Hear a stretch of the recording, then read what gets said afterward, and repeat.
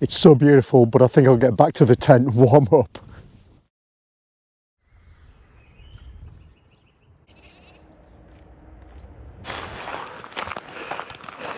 Welcome back to the channel. We're in the Yorkshire Dales. Could have literally gone anywhere I wanted this week.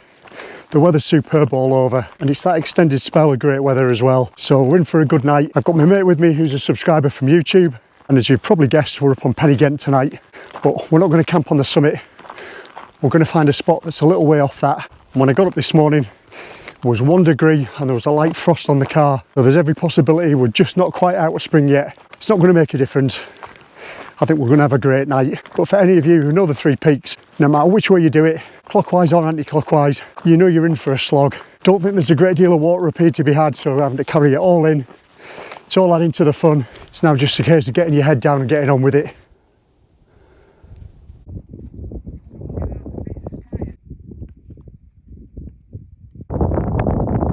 So I don't know where that paraglider's gone, but it's been hanging around for a while. Oh, in fact, there he is there.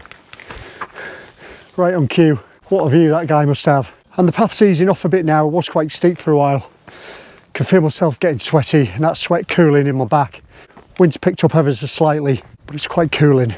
And I was last up here about 3 years ago when I was doing the Pennine Way. There'd been a decent dump of snow then, but it wasn't too bad underfoot. And then earlier this year, my plan was to come back and camp on here or on the low slopes. We'd had such a good dump of snow. Temperature was down to minus double digits.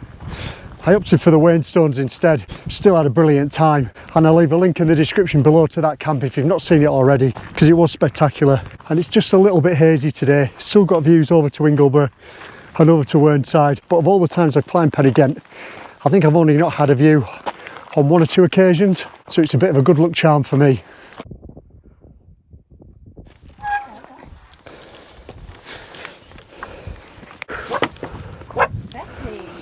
So 694 metres, the summit of Pen y Ghent. I wasn't even planning on coming up here and touching the trig point, but it seems rude not to.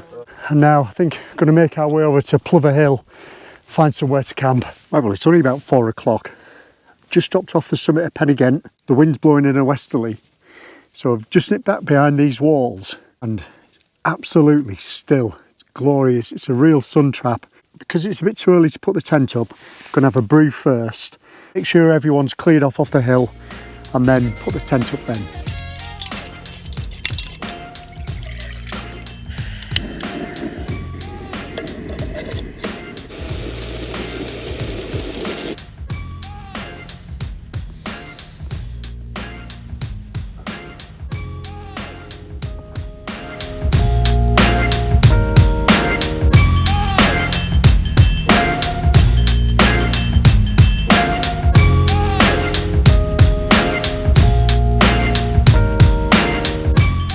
Well, what an absolutely easy pitch. I think that's taken me less than 5 minutes. Looks really, really good on this side. When you move around to the other, I've included a little tuffet, and it just looks a bit flat where it is, but it's not going to cause me any issues tonight.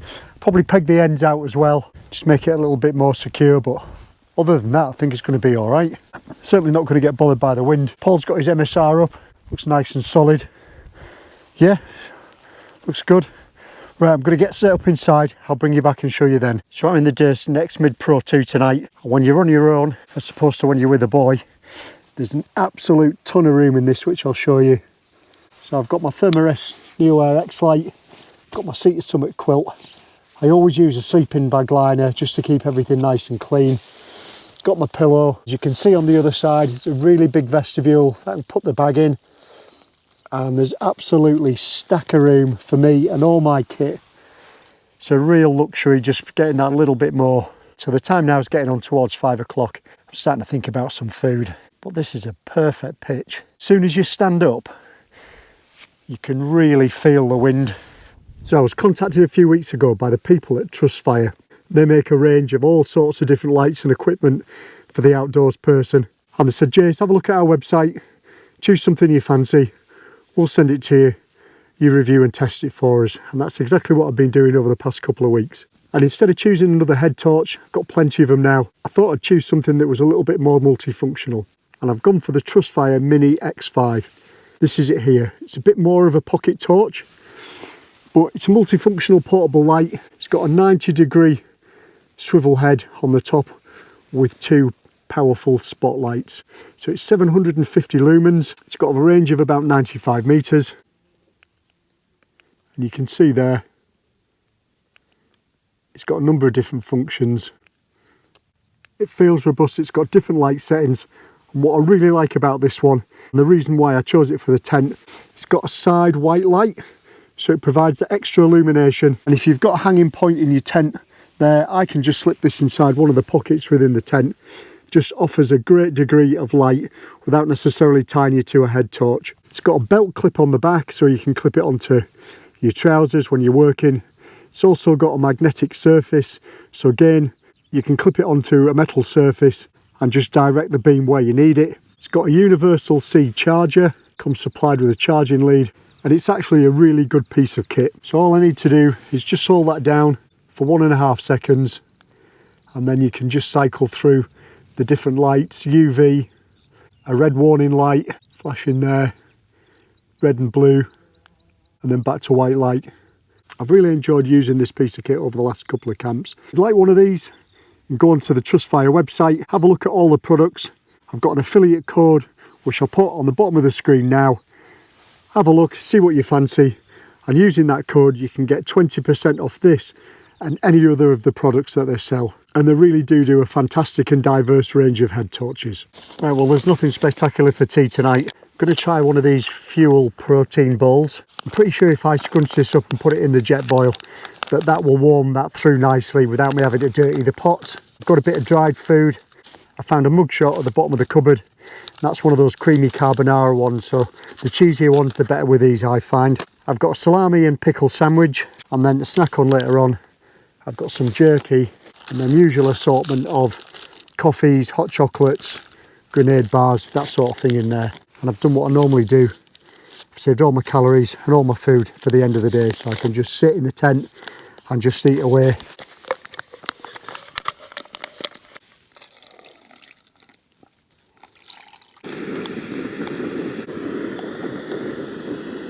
Well, it smells pretty good. I'm just going to let that bubble away for a minute or two and let it warm through.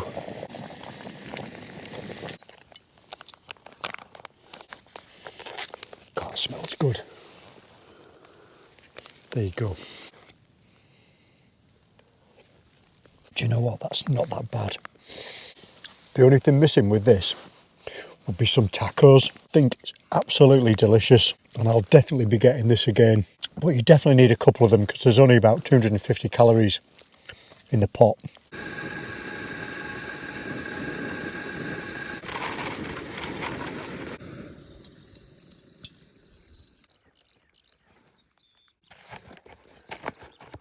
So let's have a look at this mugshot.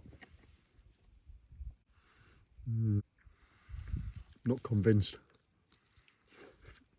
I think with the cheesy sauce, it does make a difference. Wow. Just thought I'd come here and catch the last of the light. Actually not pitched that far from the summit, in all honesty. But this is amazing. Some beautiful light now. It's so beautiful, but I think I'll get back to the tent and warm up. So for the last 45 minutes or so, I've just been lying here, just listening to the birds outside. It's just about 9:20. I think they've started to go to bed. Got the last of the light, got an absolutely amazing sunset, and hopefully I've captured it on the time-lapse camera. It's just been so relaxing. And I always maintain there's no such thing as a bad wild camp. Some wild camps are better than others. This one's been probably about as relaxing as it gets. Only seen one other person since I pitched up. It was a guy that came down this side of the wall, obviously looking for somewhere to camp. Watched him follow the wall down, across the boggy bit, up to the other side, and over the other side of the wall, where I think he's possibly pitched up for the night. I did say to him he was more than welcome to join us here. There's absolutely loads of flat pitches as well. Wouldn't have been a problem.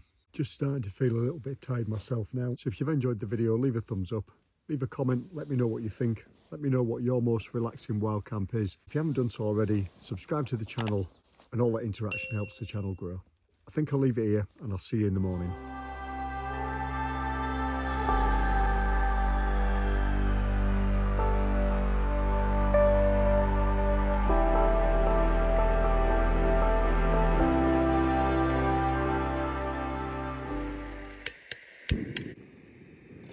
Good morning, didn't sleep too badly. Managed to keep the side of the tent open most of the night. Lovely and warm. It's about 5:30. Gonna have a couple of coffees. Got some porridge. I'll get packed up and get away, I think. It's gonna be another gorgeous stay.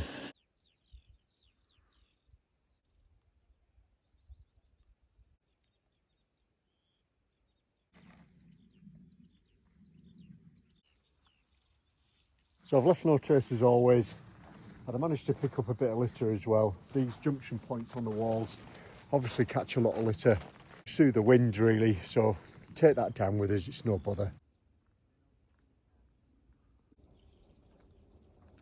So I think we're going to leave it here.